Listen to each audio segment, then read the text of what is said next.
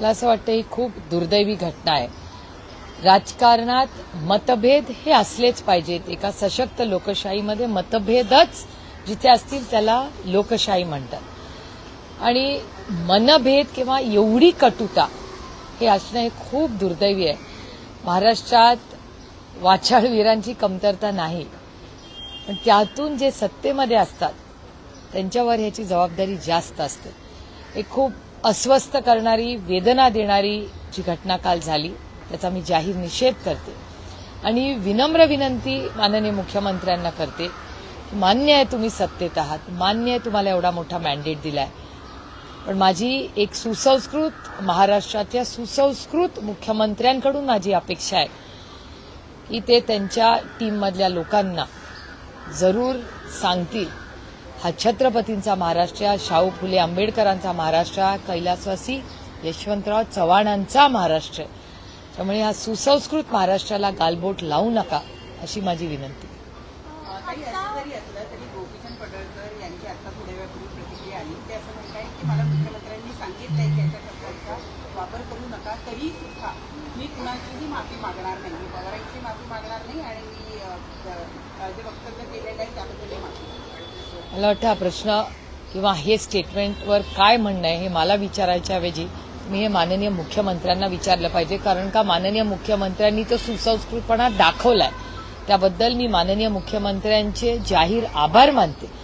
पण त्यांच्या टीममधल्या लोकांनी कसं वागायचं आता त्याची अकाउंटेबिलिटी माननीय मुख्यमंत्र्यांनाच ह्याचं उत्तर असेल. पण हे जे काय झालं हे दुर्दैवी झालं आणि कुठल्याच म्हणजे आमच्याही बाजूनी किंवा त्यांच्याही बाजूनी कोणीच अशी स्टेटमेंट कधीच करू नये ह्या मताची मी आणि खूप महाराष्ट्राचं नुकसान ह्याच्यामध्ये होतं. मला नाही सांगता येणार. माननीय मुख्यमंत्र्यांनी मनाचा मोठेपणा दाखवून त्याच्यावर क्लॅरिफिकेशन दिलंय. त्याच्यामुळे माझी अपेक्षा आहे की माननीय मुख्यमंत्र्यांचा मान ठेवून थोडासा सुसंस्कृतपणा या राज्यात आणण्यासाठी आम्ही सगळ्यांनीच प्रयत्न केले पाहिजेत. आणि आज माननीय मुख्यमंत्र्यांनी जो एक स्टेटमेंट केलंय त्याच्याबद्दल मी माननीय मुख्यमंत्र्यांचे आभार मानते.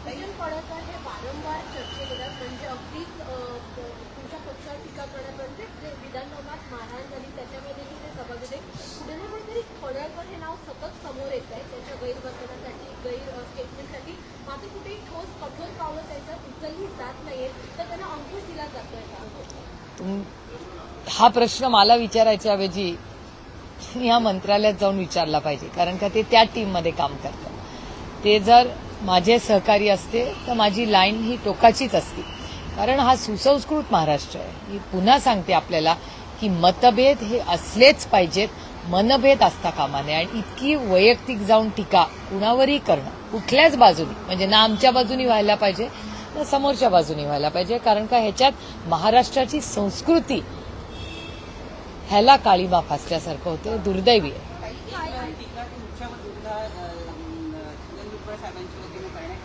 मराठा मोर्चा ज्यावेळेला मुंबईत झाला त्यावेळेला तुम्ही तिथे त्यांना समर्थन देण्यासाठी गेला, परंतु जेव्हा ओबीसीच्या मोर्चाचा किंवा ओबीसी आंदोलनाचा मुद्दा येतो त्यावेळेला सुप्रिया सुळे काहीच नाही. ते कधी बोलले ते?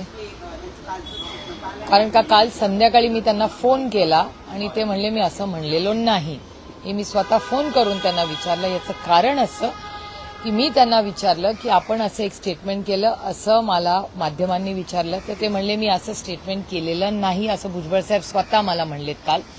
त्याचं कारण असं मी कालही आपल्याला बोलले की अनेक समाजांमध्ये आज एक तर हा आरक्षणचा विषय अतिशय संवेदनशीलपणे आपण सगळ्यांनी मांडला पाहिजे.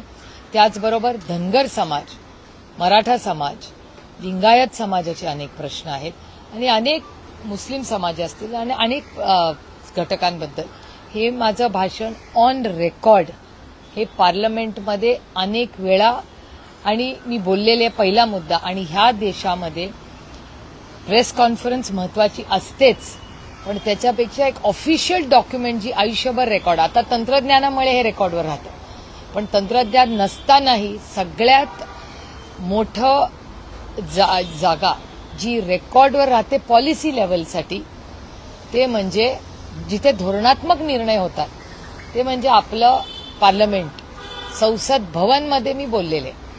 आणि धनगर समाजाबद्दल, मराठा समाजाबद्दल, लिंगायत आणि मुस्लिम समाजाच्या आरक्षणाबद्दल सगळ्यात जास्त या राज्यात कोणी बोललं असेल तर ते सुप्रिया सुळे बोललेली आहे. हा डेटा पार्लमेंटचा मी सांगते तुम्हाला.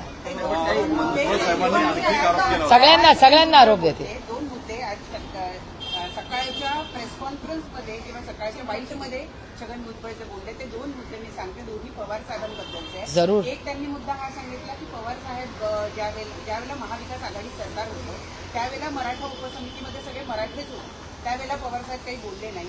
आज मात्र ते म्हणतात की मराठा उपसमितीमध्ये सगळे मराठेच कसे. नंबर 1. नंबर 2, ते असं म्हणाले की पवार साहेबांनी त्यावेळेला वेगळी भूमिका घेतली होती, आता वेगळी भूमिका घेतली होती. मराठा समाजाला ओबीसी मधून आरक्षण दिलं जावं याबद्दल स्पष्ट भूमिका ते का घेतली? एक तर मी हात जोडून आणि बाईट दाखवणार असला तर पुरी दाखवा. मी हात जोडून विनंती एका गोष्टीची करते की भुजबळ साहेब हे माझ्या वडिलांच्या वयाचे आहेत, त्याच्यामुळे आपल्यापेक्षा वयाच्या मोठ्या माणसाबद्दल त्याच्या मताबद्दल आपण काही वेगळं मत मांडावं एवढी काही मी मोठी नाही, ना वयानी ना कर्तृत्वानी. त्याच्यामुळे विनम्रपणे मी आता विरोधात त्यांच्या बसते, म्हणून त्या छोट्याशा जागेतून मी त्यांच्याबद्दल हे बोलते, ह्याची नोंद सगळ्यांनी घ्यावी. कारण का भुजबळ साहेब सगळ्याच वतीने माझ्यापेक्षा मोठे, त्याच्यामुळे खूप विनम्रपणे पॉलिसी लेव्हल म्हणून मी ह्याचं उत्तर खूप विनम्रपणे देते. हा माझा सगळ्यात महत्वाचा मुद्दा. दुसरा मुद्दा, मी खूप विनम्रपणे भुजबळ साहेबांना विचारू इच्छिते किंवा आज त्या सरकारमध्ये जे जे महाविकास आघाडीमध्ये होते त्या सगळ्यांना विनम्रपणे विचारू इच्छिते की त्या सगळ्या पॉलिसीमध्ये तुम्ही सगळे पवार साहेबांनाच नेता मानत होता ना. तुम्ही त्यांच्याच पक्षामध्ये, ते ज्या पक्षाचं नेतृत्व करायचा त्या पक्षातच तुम्ही होता, त्याच पक्षातून तुम्ही मंत्री झाला, उपमुख्यमंत्री झाला.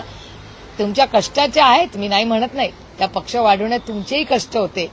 पण मग तेव्हा महाविकास आघाडीवर जेव्हा हे लोक टीका करतात, जे महाविकास आघाडीमध्ये मंत्री होते, ऐसा कैसा चलेगा, तेव्हा तुम्ही का नाही बोलला? आणि त्यावेळीच काय मीटिंगमध्ये कुठे काय झालं याचं उत्तर मला नाही देता येणार. पण पवार साहेब तेव्हा मुख्यमंत्र्यांशी बोलले असतील का नाही हे मला नाही माहिती, कदाचित बोललेही असतील, आपल्याला काय माहिती. पण भुजबळ साहेब त्या मंत्रिमंडळात होते तेव्हा त्यांनी पवार साहेबांची याची का नाही चर्चा केली? ते होते ना त्या मंत्रिमंडळात. पण आता छगन भुजबळ साहेब मुख्यमंत्री देवेंद्र फडणवीस यांचं कौतुक करतात, म्हणतात की एकमेव देवेंद्र फडणवीसच आशेचा किरण आहे ओबीसी मंत्रिमंडळात. ठीक है ना, समय समय में बहुत बड़ी बात होती है, हर नई सुबह होती है. भुजबळ साहेब पवार साहेबांबद्दल हेच 20 वर्ष बोलत होते, आधी बाळासाहेबांबद्दल हेच बोलायचे, त्याच्यानंतर आदरणीय पवार साहेबांबद्दल तुमच्याच चॅनलवर मी 20 वर्ष पाहिलंय ते बोललेत, आता देवेंद्रजींबद्दल बोलतायत. त्याच्यात पोलिसांवरच्या लाठीचार्जमागे शरद पवार पक्षाच्या आमदारांचा हात आहे. हा, मी खूप विनम्रपणे आदरणीय माननीय भुजबळ साहेबांना विनंती करते की तुम्ही एक खूप मोठा आरोप हा आदरणीय पवार साहेबांच्या पक्षात जिथे मीही काम करते त्याच्यावर केलेला आहे. माझी हात जोडून भुजबळ साहेबांना विनम्र विनंती आहे की ह्याचा एव्हिडन्स काय, ह्याचा प्रूफ काय, ही मीटिंग कधी झाली, कुठे झाली आणि कोण. तुम्ही सत्तेमध्ये आहात, त्याच्यामुळे आमच्यापेक्षा तुम्हालाही माहिती असेल. माझ्या माहितीप्रमाणे अशी मीटिंग झालेली माझ्या कानावर आलेली नाही, ना कुठल्या वर्तमानपत्रात आलेली आहे, ना कुठल्या रिपोर्टमध्ये मी तरी ना ऐकली आहे ना वाचली आहे. त्याच्यामुळे मी खूप हात जोडून विनम्रपणे माननीय भुजबळ साहेबांना विनंती करते की ही मीटिंग कुठे झाली, किती वाजता झाली, कोण हजर होतं, त्या सगळ्याचं त्यांनी पारदर्शकपणे ती माहिती देशाला सांगावी, राज्याला सांगावी. कारण मलाही उत्सुकता आहे की कोण होतं, त्याचा एव्हिडन्स काय, तुमच्याकडे रिपोर्ट आहे का. आणि मग रिपोर्ट असा असेल तर त्यांनी मीडियाला सांगायच्या ऐवजी ह्याच्यात पोलिसला कंप्लेंट केली पाहिजे. माननीय मुख्यमंत्री होम मिनिस्टर आहेत ना, त्यांना सांगितलं पाहिजे ना. तुम्हाला सांगितलं तर ठीक आहे, पण मग त्यांना जर एवढी मोठे जर त्यांनी आरोप केलाय मग ते पोलीस स्टेशनवर का नाही गेले? जर मला तुम्ही सांगितलं की सुप्रिया सुळे इथे दंगल झाली आणि अशी, मी तुमच्याशी नाही गप्पा मारत बसणार. मी पहिल्या राज्याच्या होम मिनिस्टरकडे जाईन की अरे बापरे अशी घटना झाली, अशी माहिती आहे, हा एव्हिडन्स. नुसतं मीडियामध्ये आरोप करून कसं चालेल? भुजबळांनी असं म्हटलंय की आम्ही तुफानातले दिवे आहोत आणि जिवंत राहण्यासाठी आम्हाला हे दाखवावं लागेल. असे काय दाखवायला लागेल? ताकद दाखवायला. नाही, त्याच्यात काय गैर काय? भुजबळ साहेबांनी खूप सहन केलं हो. मी स्वतः त्यांच्या कुटुंबाचं दुःख पाहिलंय. तुम्हाला आठवत असेल तेव्हा पक्ष एक होता, तेव्हा पक्षातून फक्त मी एकटीच आहे जी आर्थर रोड जेलला त्यांना भेटायला गेले होते. भुजबळ साहेबांच्या कुटुंबाचं दुःख जेवढं मी जवळून पाहिले, खूप सफर केलंय त्या फॅमिलीने. भुजबळ साहेबांची नातवंड असतील, सुना लेकी असतील, अहो त्यांचे अश्रू एक वेळ ते विसरले असतील, पण मी नाही विसरलेले. अहो कधी काळी एका ताटात जेवलेले आम्ही लोक आहोत. ज्या वेदना त्यांची नातवंडांनी भोगलेल्या आहेत त्या मी स्वतः पाहिलेल्या आहेत. अहो कोर्टात मी किती वेळा भुजबळ फॅमिली बरोबर गेली आहे. आर्थर रोड जेल मी कधीच पाहिलं नव्हतं, हे पहिल्यांदाच पाहिलं मी. भुजबळ साहेब होते तेव्हा मी भेटायला गेले होते, आणि मी त्याच्यात कमीपणा किंवा काही मी गेले याचं मी सांगत नाहीये. मी तुम्हाला वास्तव सांगते, कारण का मला वेदना होत्यात. आमच्या चांगल्या वाईट काळात भुजबळ साहेब आमच्यावर राहिलेले आहेत, आणि ती व्यक्ती खरं खोटं आरोप प्रत्यारोप मला माहिती नाही, म्हणजे त्यांच्या केसचा अभ्यास मी आजपर्यंत केलेला नाही. आणि तेव्हाही मला वाटत होतं की कदाचित भुजबळ साहेबांनी काय आरोप प्रत्यारोपचा अभ्यास मी केला नाही, ते माझा पिंड नाही, ती माझी कॉर्स्ट्रेन नाही. पण त्या काळात त्यांच्या सुना लेकींबरोबर, त्यांच्या मुलीबरोबर, त्यांच्या नातवंडांबरोबर ताकदीने आबर उभं राहिलं, ही माझी नैतिकता होती. बाकी त्याच्या मागे माझा काही नव्हतं. कोण गेलं होतं मला सांगा? पक्ष तेव्हा एक होता ना. आज ते ज्यांच्याबरोबर आज आहेत त्यांच्यापैकी कोणीतरी कोर्टात कधी गेलं होतं का कोणी त्यांना आर्थर रोडला भेटायला गेलं होतं का? मी आजचं आणि उद्याचं काढत नाही, मी फक्त वास्तवते की त्यावेळीच पक्ष आणि मी एक नैतिकता आणि त्या कुटुंबाच्या बद्दल मला आस्था आहे. आजही भुजबळ साहेबांच्या लेकी सुनांबद्दल मला प्रचंड आस्था आहे. आणि भुजबळ साहेबांनी जे विश्व शून्यातून उभं केलं ते आपण मान्यच केलं पाहिजे. कुठलाही त्यांना बॅकग्राऊंड नसताना एक नेतृत्व त्यांनी उभं केलं. ते आज आमच्याबद्दल काही बोलले तरी मी कधीच विसरणार नाही, कारण का माझ्या आईनी माझ्यावर संस्कार केलेत की आपल्याबरोबर जेव्हा एवढी जरी कोणी 2 पैशाचीही मदत आपल्याबरोबर केली असेल तर सुप्रिया त्या मिठाला जाग, आयुष्यभर लक्षात ठेव, ही माझी आई नेहमी मला सांगते. त्याच्यामुळे भुजबळ साहेब आमच्याबरोबर आमच्या चांगल्या वाईट काळात उभे राहिलेले आहेत, ह्याची जाणीव मला आहे. आणि त्यांनी आमच्यावर कितीही टीका केली तरी मी त्याला कधीच उत्तर देणार नाही, कारण का मी तो काळ विसरलेला आहे. पण दोन्ही नेते एकमेकांवरती आता टीका करतायत. जरांगेंचं समर्थन करतील, त्यांना निवडणुकीत धडा शिकवणार असं छगन भुजबळ म्हणतायत. तर मराठ्यांच्या विरोधात जाणाऱ्या ओबीसी नेत्यांना पाडा असं मनोज जरांगे भुजबळांना. हे बघा, ही लोकशाही आहे, प्रत्येकाला बोलायचा अधिकार आहे. त्याच्यामुळे त्या दोघांनाही जे वाटतं ते एका लोकशाही पद्धतीने ते मांडत राहतात, त्याच्यात गैर काय नाही. ह्याच्यासाठीच तर आदरणीय पवार साहेबांचं स्टेटमेंट तुम्ही गेले 4-5 दिवस ऐकलं असेल तर सातत्याने आदरणीय पवार साहेब काय सांगतायत की समंजसपणाने आपण सगळ्यांनी एकत्र बसून आपण सगळ्यांनी ही सगळ्यांबद्दल प्रेम कसं वाढेल आणि कटुता कशी कमी होईल ह्याच्यासाठी आपण प्रयत्न केले पाहिजे. ते स्टेटमेंट मी काय हजर नव्हते, दरवेळीच तुमच्याच चॅनलवरती स्टेटमेंट गेले आठवडाभर चालले. नागपूरला शिबिर होत आहे, मात्र शिबिरामध्ये एक फ्लेक्स आहे आणि फ्लेक्सवरती दिलेलं आहे की दादाभाई साहेब एकत्र व्हा, अशा प्रकारचं मजकूर दिलेला आहे. अजित पवार यांच्या पक्षाच्या पदाधिकाऱ्यांनी ते काल रात्रीपासून तिथं लावलेलं आहे. त्यांनी असं सुद्धा म्हटलेलं आहे की हे दोघे जण एकत्रित यावे यासाठी यशवंतराव चव्हाणांच्या पुतळ्याखाली आम्ही आमरण उपोषण सुद्धा वेळ आली तर करू. हा कार्यकर्त्यांच्या मनाचा मोठेपणा आहे आणि हे त्यांचं प्रेम आहे. मी कोणी हे केलंय त्याला आज नक्कीच फोन करीन, कारण का हे कार्यकर्त्यांचं प्रेम आहे. आमचं भाग्य की आमच्यावर प्रेम करणारे एवढे, मी नुसते कार्यकर्ते म्हणणार नाही, मी माझे सहकारी म्हणीन, हे आम्हाला मिळाले आयुष्य. माझा नेहमीच एका सशक्त लोकशाहीसाठी प्रतिसाद देण्याचा, सगळ्यांशी मी तर सगळे बोलते, आता ते बोलणार का नाही हाच प्रश्न असतो, कारण का एका सशक्त लोकशाहीमध्ये मी सगळ्यांशीच बोलते. भारतीय जनता पक्षात तर त्यांचा मित्र पक्ष असेल किंवा त्यांचा सहकारी असेल, नाही मागणीबद्दल कसं आहे की मागणी दोन्हीकडून चालते ना. एका हाताने तर टाळी वाजवत नाही ना, टाळी वाजवायला दोन्ही हात लागतात. त्यांनी असा दावा केलेला आहे, ज्यांनी हे पोस्टर लावलं त्यांच्याशी मी बोलले, त्यांची मुलाखत घेतली, त्यांचा असा दावा आहे की दोन्ही पक्षातल्या आमदार खासदारांपासून कार्यकर्त्यांपर्यंत अनेकांना असं वाटतं की दोन्ही पक्षांनी एकत्रित यावं, त्यातच महाराष्ट्राचं देशाचं हित घडलं. नाही मान्य आहे ना मला, पण दोन्हीकडून ते लागलं ना, वन वे तर चालू शकत नाही. तर जर त्या कार्यकर्त्याला एवढ्या पोटतिडकीने वाटत असेल तर त्याच्या भावनांचा सन्मान हा आपण सगळ्यांनी, मी तर करणारच आहे. पण जर एखादं नातं जोडायचं असेल, कुठलंही नातं असू दे, तर ते दोन्ही टाळी दोन्ही हाताने वाजवल्या पाहिजे ना, एका हाताने वाजून कशी चालेल.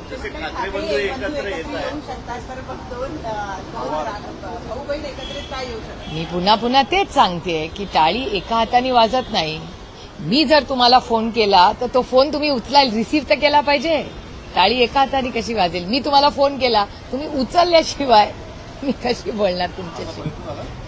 मी सगळ्यांशीच बोलते, मी मध्ये तर माननीय मोदी साहेबांची, अमित शहाजींची, त्यांची वेळ घेते.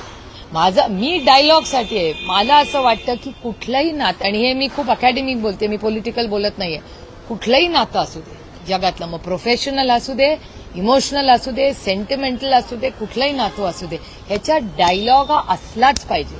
ज्या दिवशी डायलॉग बंद होतो तिथे ना लोकशाही टिकते ना नातं टिकतं. त्याच्यामुळे कुठल्याही नात्यासाठी, मग लोकशाही असेल किंवा वैयक्तिक असेल, ह्याच्यासाठी डायलॉग हा असलाच पाहिजे. असं मी काय म्हणत नाही. तुम्हाला पाहिजे तर तुम्ही अर्थ काढा. मी सगळ्यांनाच फोन करते. आणि आज जो दुसरा म्हणजे जो पक्ष ज्याचे 2 भाग दुर्दैवाने झालेत, त्या पक्षातल्या सगळ्या लोकांची मी बोलतेच.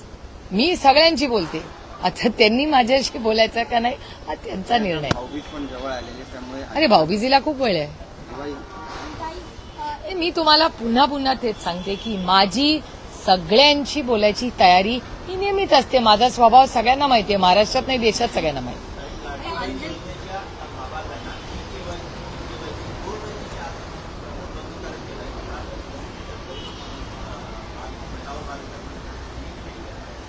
नाही, आता उशिरा का होईना काय त्यांना नक्की पॉलिसीचं करायचं हे कळत नाहीये. नाही, मला नाही सांगता येणार. ह्याचं उत्तर तुम्हाला महाराष्ट्राच्या सरकारला विचारावं लागेल. याचं कारण असं की पहिल्या टप्प्यात 26 लाख लोक कमी केली. आता काय म्हणून ती 26 लाख कमी केली, कोण 26 लाख कमी केले, हे सगळं पारदर्शकपणे त्यांनी सांगितलं पाहिजे ना आपल्याला. कारण का एखादी एवढी मोठी योजना जेव्हा तुम्ही सुरू करता, त्या 26 लाख लाभार्थी त्याच्यातले एका फटक्यात कमी होतात, हे शॉकिंग आहे.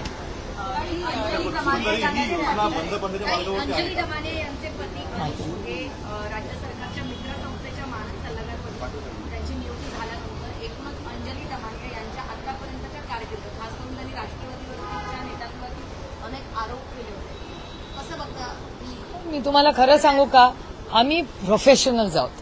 सदानंद सुळे काय करतात ह्याचा माझ्या पॉलिटिकल सिस्टमशी काय संबंध? मी माझं स्वतःचं उदाहरण देते.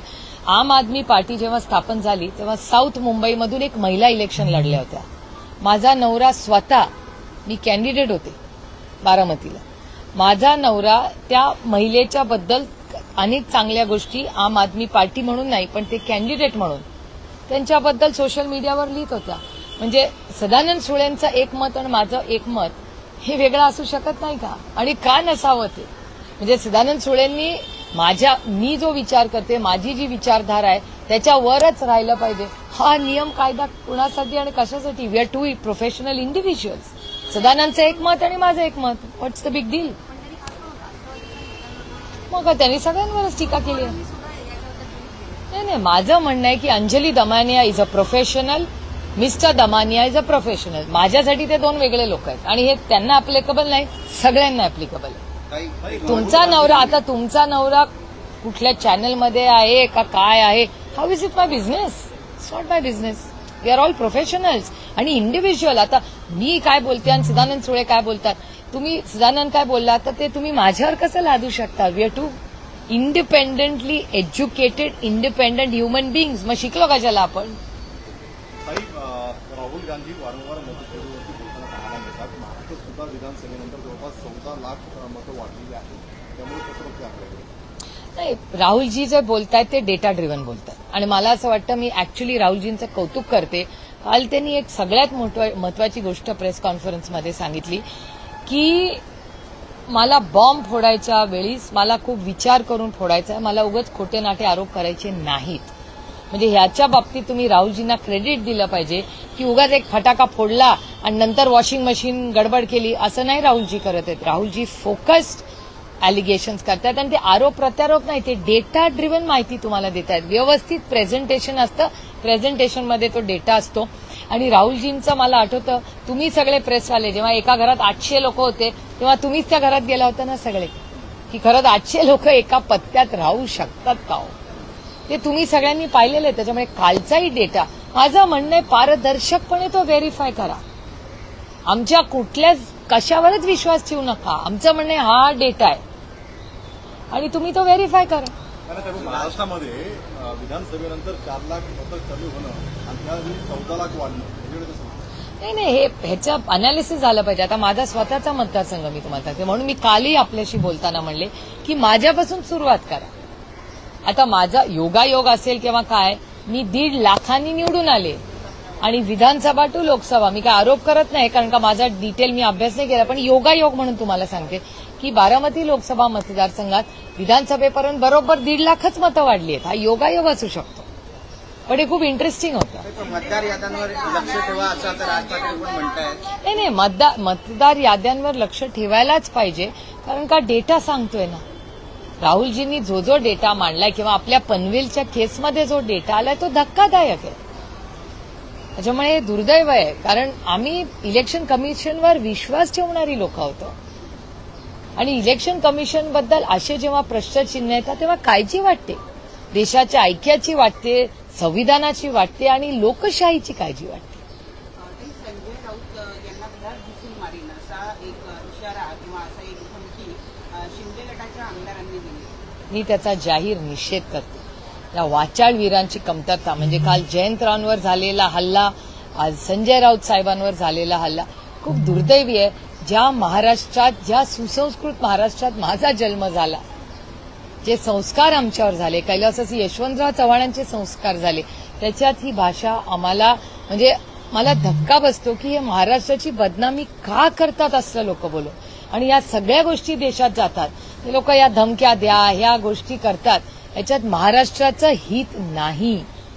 आणि मनभेद कशासाठी? मतभेद हे असलेच पाहिजेत लोकशाहीमध्ये, पण मनभेद ह्या टोकाचे असणं हे दुर्दैव आहे. मी याचा जाहीर निषेध करते.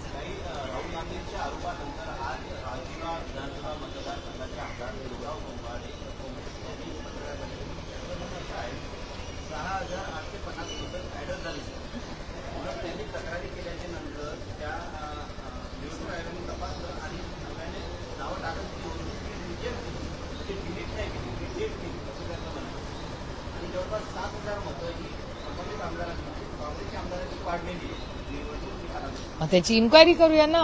जो डेटा आहे, त्यांनी जो आरोप केलाय, प्रत्यारोप जे काय झालं असेल, माझं म्हणणं पारदर्शकतेची चर्चा व्हावी, काहीच हटकत नाही. चर्चा तर झाली पाहिजे. आणि इलेक्शन कमिशन स्वतःला सक्षम आहे ना डिफेंड करायला. पक्षाचे लोक कशाला डिफेंड करतात? एखादा आरोप झाला, क्लॅरिफिकेशन ज्या संबंधित लोकांनी द्यावं ना, दुसरे पक्ष कशाला डिफेंड करतात? या संदर्भामध्ये राहुल गांधींचे ट्विट आहे. त्या ट्विटमध्ये त्यांनी जेनझी या देशाचं नेताचं संघटन होती अशा पद्धतीचं एक वक्तव्य केलं. नेपाळशी कुठेतरी ते विशेषतः जेनझी हा शब्द वापरला गेल्यामुळे कुठेतरी देशामध्ये अस्थिरता निर्माण करण्यासाठी केलं गेलंय का, अशा पद्धतीचा एक आरोप राहुल गांधी यांच्या त्या शब्दामुळे. हे बघा, आरोप करणारे काही आरोप करू शकतात. जेनझी हा आजकालचा नवीन मार्केटिंगमधला सगळ्यात मोठा शब्द आहे. तुम्ही कुठल्याही एफएमसीजी मध्ये जर गेला ना, तर जेनझी हा खूप नॉर्मल शब्द आहे. तुम्ही कशाला चुकीचा अर्थ काढताय आणि त्याच्याशी वाईटच जोडताय? जो आरोप करतोय त्याच्या विचारधारेबद्दल विचार झाला, विच इज अ फॅक्ट. म्हणजे माझी जी पिढी आहे, माझ्या नंतरच्या पिढीची तुम्ही आहात, तुमच्या नंतरची पिढी जेनझीची पिढी आहे. त्याच्यामुळे ह्याच्यात काही बोलणं किंवा त्याच्याशी लगेच त्याचा चुकीचा अर्थ काढून तो नेपाळशी जोडणं, ही ह्यांची विचार करायच्या पद्धतीत प्रॉब्लेम आहे. ज्यांनी आरोप केलाय ते. झाला मराठी सगळं. राज ठाकरे यांनी सुद्धा राहुल गांधींचे जे आरोप आहेत की मतदान सोडलं त्याच्याबद्दल आता राज ठाकरे यांनी सुद्धा त्यांच्या पक्षातल्या कार्यकर्त्यांना नेत्यांना सांगत आहेत की तुम्ही सुद्धा याकडे लक्ष द्या की जिथे वोट चोरीचे प्रकार घडत आहेत. सातत्याने बाळासाहेब वगैरे जे पण महाराष्ट्रातल्या निवडणूक आयोगाशी बातचीत करत आहेत, तुमच्या पक्षाकडनं असं काय केलं जातं? नाही, आम्ही तर विरोधक जे कोणी एकत्र येते नाही, आम्ही इंडिया अलायन्स म्हणून ह्याच्यावर काम करतोच आहे. त्याच्यामुळे आमच्यासाठी काय हा नवीन विषय नाही. आणि जर राज ठाकरेजी पण त्याच्यात लक्ष घालत असतील तर चांगलंच आहे ना. हो, कॉपी करून पास करण्यात काय मजा? मेहनत करून मेरिटमध्ये पास होण्यात जी मजा आहे ती कॉपी करून पास करण्यात कुठे आहे मला सांगा. आणि जर या गोष्टी पारदर्शक झाल्या तर मला असं वाटतं भारताला जे स्वातंत्र्य मिळालं आणि त्यानंतर भारतरत्न डॉक्टर बाबासाहेब आंबेडकरांनी जे संविधान आपल्याला दिलं त्याचाच मान सन्मान आहे ना. पारदर्शक इलेक्शन्स व्हावी हे तर त्यांचं म्हणजे हे आपल्या संविधानाचंच आहे. आणि ती इंडिपेंडंट बॉडी असावी हे तर त्याच्यात लिहिलेलंच आहे ना संविधानात, हा अधिकारच आहे संविधानात. ओके, शपथपत्र कशाला पाहिजे? आरोप झालाय, तुम्ही उत्तर द्या. त्याच्यात शपथपत्र कशाला पाहिजे? डेटा ड्रिव्हन आर्ग्युमेंट आहे ना. असं नाही की दगड मारल्यानं पळून जात आहे. राहुलजी डेटा देतायत, डेटा अॅनालाइज करून तुम्ही उत्तर द्या. शपथपत्र कशाला पाहिजे त्याच्यात?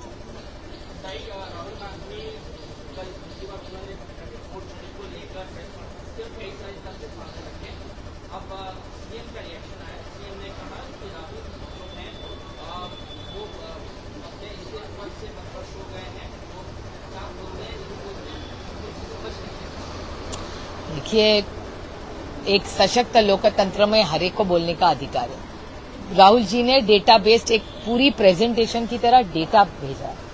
मेरे ख्याल से जो सत्ता में है वो बोले, और मेरे ख्याल से ये आरोप बीजेपी पे या किसी पे नहीं है, ये आरोप इलेक्शन कमीशन पे है. तो पार्टियां क्यों चिंता कर रही है? आरोप बीजेपी तो हो ही नहीं रहा है.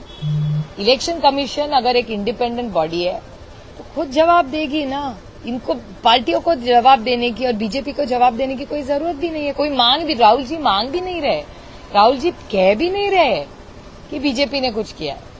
तो बीजेपी खुद पे क्यों ओढ़ के रह रही है कि नहीं नहीं हम डिफेंड करेंगे? कोई जरूरी थी नहीं.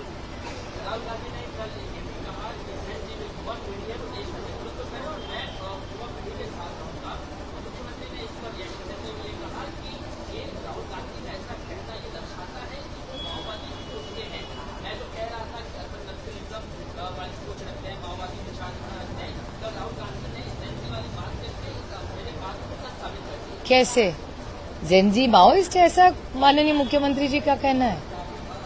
जेनजी मतलब नेक्स्ट जनरेशन, उसमें कौन सा माओवाद आ गया? कैसे? It's to funny.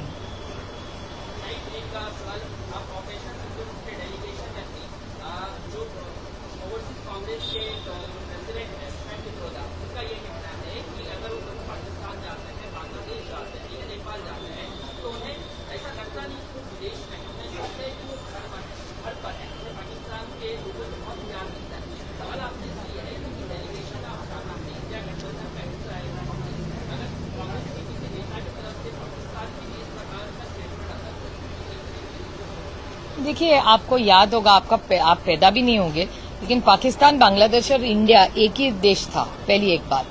और दूसरी बात, मेरे ख्याल से जिस तरह से, मुझे आज भी वो याद है, मैंने कहा वाटर, पानी और खून एक साथ नहीं बहेगा. लेकिन ये क्रिकेट के मैच हो गई. तो हम लोग भी कंफ्यूज है कि भारत सरकार की लाइन क्या है. क्योंकि मैंने खुद सुना है, मैं खुद इस डेलीगेशन को लीड कर रही थी, तो हमें ब्रीफिंग भी हुआ था and we were very clear कि पाकिस्तान से कोई बात नहीं होगी.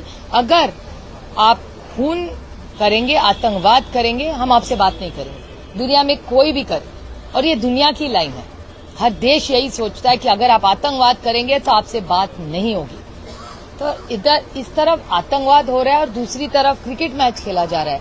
तो भारत सरकार ने उनकी क्या नीति है ये तो क्लियर करनी पड़ेगी.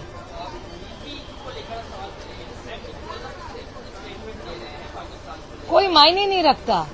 देश की पॉलिसी मायने रखती है. देश ने क्या कहा था?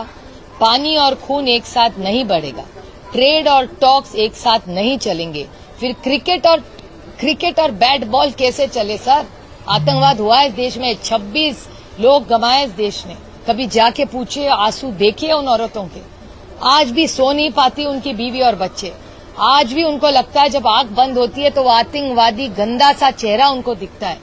कोई देखे उनके आंसू के बारे में? किसी ने सोचा है? आप सिर्फ एक स्टेटमेंट के बारे में बात है, कोई जाके उनका दुख देखिए आप कि क्या माहौल है उनके घर में और कैसे दुख से गुजर रही है उनकी फैमिलीज. ओके,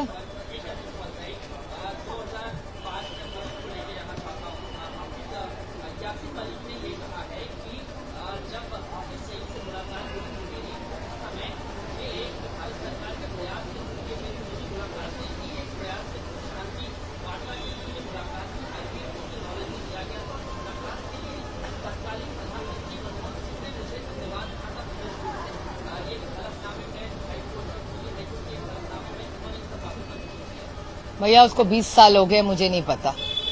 और कि ये तो थोड़ा इन्फॉर्मेशन लेके बोल पाओ. सरकारला आणि नेत्यांनी सांगितलेली आहे आणि निर्वाणीचा इशारा पण दिलाय. काही लोक जाऊन जिल्हा प्रमुखांना भेटत सुद्धा नाही, त्यामुळे ग्राउंड लेवलवर जाऊन काम करावं लागेल असं अजितदादा म्हणतात. तो त्यांच्या पक्षाचा अंतर्गत प्रश्न आहे.